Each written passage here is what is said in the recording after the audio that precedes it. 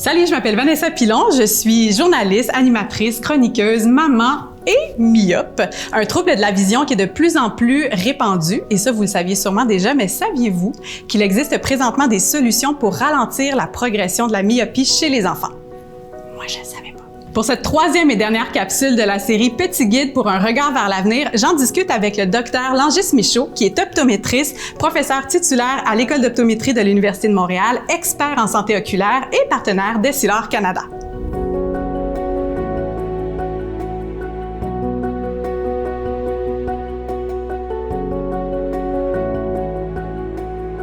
Bonjour, docteur Michaud. Bonjour, Vanessa. Alors, on va commencer par le commencement. Qu'est-ce que c'est la myopie, en gros?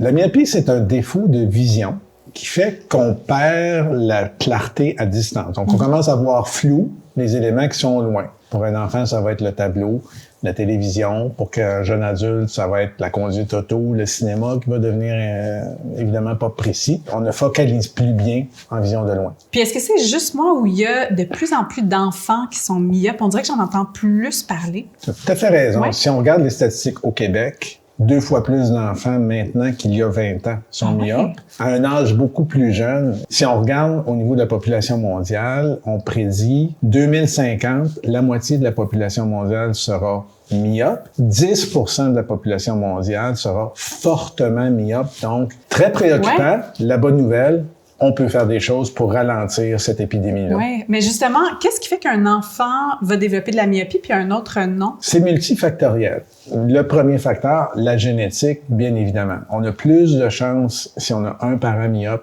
d'être myope soi-même. Si on a 2 parents myopes, encore plus de chances. Un parent fortement myope, ben là, on augmente toujours d'un cran de plus. Grand-papa, grand-maman myope, avec papa, maman myope, la totale, 120% de chance Okay. là, d'être myope. Vous en sortez pas, là, vous n'avez pas le choix. Deuxième facteur, la génétique, 30%. 70% nous vient de l'environnement. Par exemple, il y a des différences si on vit en ville ou en campagne. Beaucoup de l'environnement technologique. On lit beaucoup de nos jours. On apprend très tôt. On lit très tôt. On est soumis à des écrans, téléphone, tablette, ordinateur. C'est pas l'écran lui-même, mais c'est la distance rapprochée. Je regarde certains adolescents qui regardent leur téléphone vraiment collé sur le nez. Donc, c'est pour ça qu'on nous dit des fois de prendre des petites pauses, d'aller regarder loin.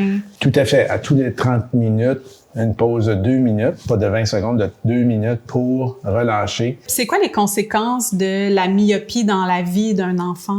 Ben, le premier impact, surtout chez les enfants dans une école, là, c'est l'apprentissage. Ouais. Un enfant qui ne voit pas bien au tableau, il perd des éléments. Plus la myopie commence tôt, plus elle va évoluer rapidement et plus on va risquer d'aller vers ces niveaux pas très agréables de pathologie oculaire élevée. Heureusement, il y a une nouvelle technologie qu'on peut utiliser pour freiner cette progression-là. Oui, c'est ça. Donc, au-delà de seulement corriger, maintenant, on peut aussi freiner la progression de la myopie chez les enfants. Il y a la nouvelle génération de verres Stellest d'Essilor qui est capable de faire ça. Comment ça marche? Qu'est-ce qui Comment se passe? ça marche? Est-ce qu'il y a des machines? Comment? Voilà. Alors, évidemment, Essilor, comme le plus grand manufacturier de lentilles au monde, ont une recherche et développement incroyable. Ils sont basés sur la science. Alors, ils ont créé un verre absolument unique.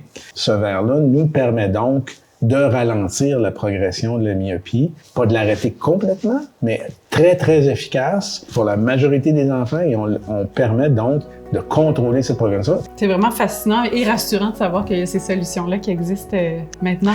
Bien évidemment, votre professionnel de la vue va vous conseiller la meilleure méthode pour contrôler la myopie. L'important, c'est de le consulter souvent, régulièrement et de suivre ses conseils. Super éclairant, Dr. Michaud. Merci beaucoup. Merci, Vanessa. Je sais pas pour vous, mais moi, la série Petit guide pour un regard vers l'avenir m'a profondément convaincue de prendre des rendez-vous annuels chez l'optométriste pour ma fille Claire.